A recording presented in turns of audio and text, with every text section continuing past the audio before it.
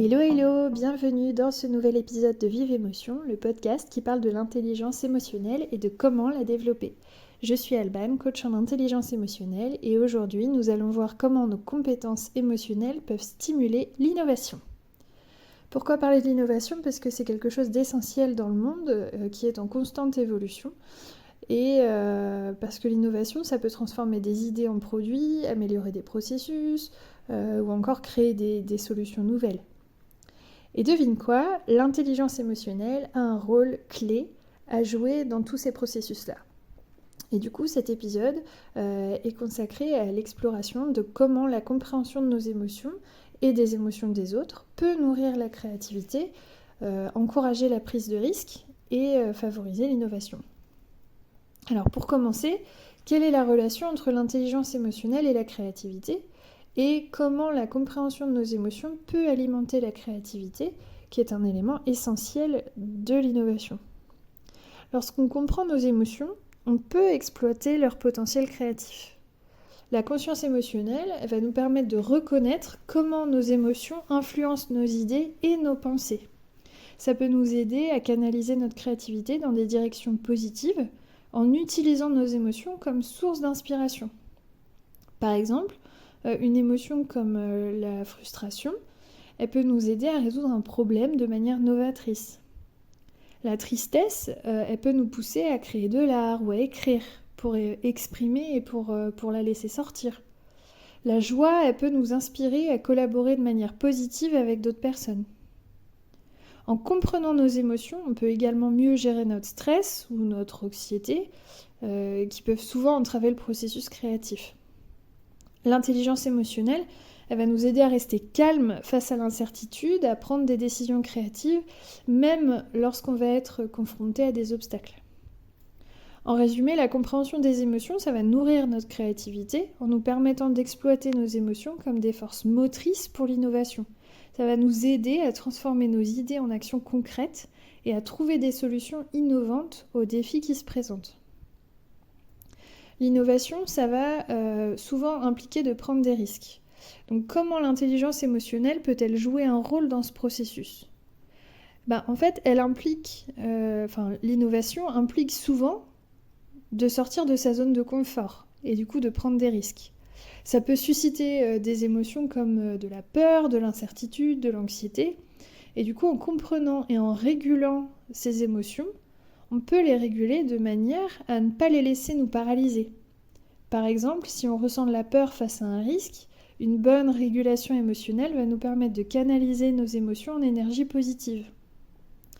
Et du coup, en faisant ça, on sera plus à l'aise pour sortir de notre zone de confort, de manière à voir le risque qu'on va prendre comme une opportunité d'apprentissage et d'innovation, plutôt que comme une menace.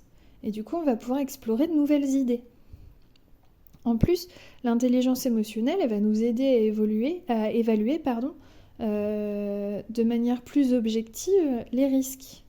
Elle va nous permettre de peser les avantages et les inconvénients de manière équilibrée, plutôt que d'être submergé par des émotions négatives.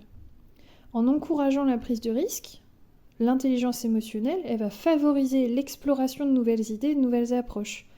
Donc on va sortir de notre zone de confort pour essayer de nouvelles choses, pour expérimenter. Et ça, ce sont des éléments qui sont clés dans l'innovation. Donc en fin de compte, l'intelligence émotionnelle, elle va nous aider à gérer les émotions liées au risque de manière à les transformer en moteurs et elle va nous encourager à repousser les limites, à oser l'inconnu et à trouver des solutions nouvelles et créatives. Mais l'innovation, ça ne se limite pas à un individu tout seul. Souvent, ça implique des équipes et tout un environnement de travail. Et du coup, comment l'intelligence émotionnelle peut-elle contribuer à créer un tel environnement ? En fait, elle va jouer un rôle crucial pour favoriser la collaboration, pour favoriser une atmosphère de confiance et de coopération, et aussi pour favoriser la créativité, non pas pour un seul individu, mais pour tout le groupe. Les compétences relationnelles de l'intelligence émotionnelle, comme l'empathie, les relations humaines, ça va favoriser une collaboration efficace au sein d'une équipe Et lorsque les membres d'une équipe se comprennent mutuellement sur le plan émotionnel, ils vont être plus enclins à travailler ensemble de manière harmonieuse. Un environnement de travail où l'intelligence émotionnelle est valorisée encourage la libre expression des idées. Les membres d'une équipe vont se sentir à l'aise de partager leurs pensées et leurs innovations sans crainte de jugement. Et ça va favoriser la créativité en permettant à chacun de contribuer de manière significative. La gestion des émotions en milieu professionnel, elle est cruciale aussi pour résoudre les conflits de manière constructive. Quand on est sur un processus d'innovation, pas que, mais il y a souvent des désaccords qui vont surgir.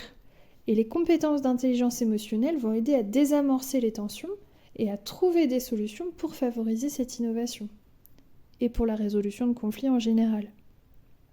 En somme, l'intelligence émotionnelle, ça va créer un environnement de travail où l'innovation peut s'épanouir. Elle va encourager la collaboration, la communication ouverte et la résolution constructive des conflits, et du coup, le cadre va être propice à l'innovation. Voilà qui clôture notre épisode sur la manière dont l'intelligence émotionnelle alimente l'innovation. Rappelle-toi que l'innovation, ça ne se limite pas au laboratoire de recherche, elle peut être présente dans toutes les facettes de la vie, que ce soit au travail, à la maison ou dans nos loisirs. Je te remercie d'avoir écouté cet épisode. Abonne-toi pour être au courant des suivants. Tu peux aussi me suivre sur les réseaux sociaux. Si tu as des questions, un commentaire, contacte-moi, je serai ravie de répondre. Et je te souhaite une belle semaine, prends soin de toi et à très vite. Ciao ciao!